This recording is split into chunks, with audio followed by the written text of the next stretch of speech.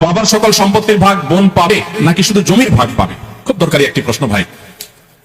আল্লাহ রাব্বুল আলামিন বাবা মায়ের সম্পদে ছেলেদের যেরকম অধিকার রেখেছেন, মেয়েদেরও কি রেখেছেন? অধিকার রেখেছেন।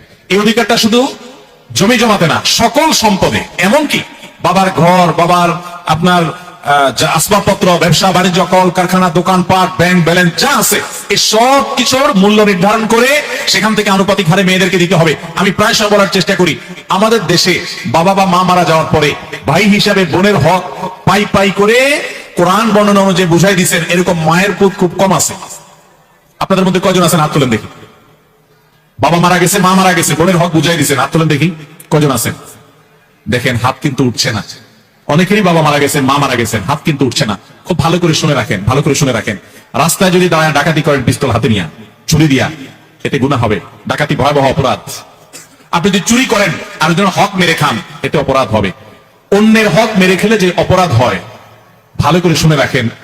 বাবা মায়ের সম্পদ থেকে বোনকে যেভাবেই হোক বঞ্চিত করছেন, হক দেন নাই, অপরাধ তার চেয়ে বেশি হবে। কেন বেশি হবে জানেন?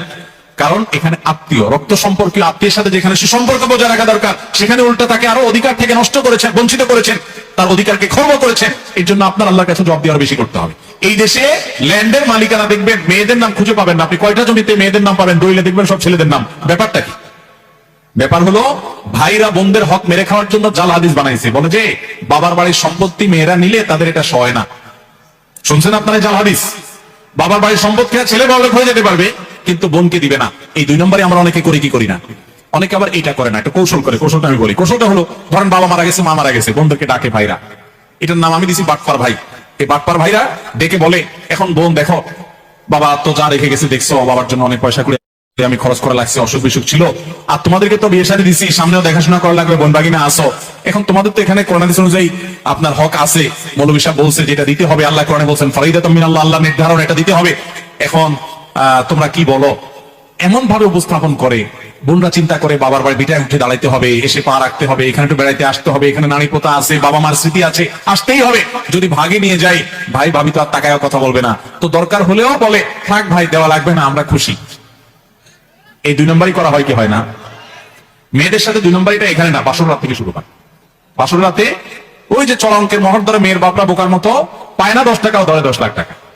তো ছেলেও কম বাদ পান না, বাসর ঘরে যা বোরে বলে দেখো মহর তো 10 লাখ ধরছে, আল্লাহর রহমতে কয়দিন পরে ইটালি চলে যাবো, কত 10 লাখ আসবে, সবই তো তোমার।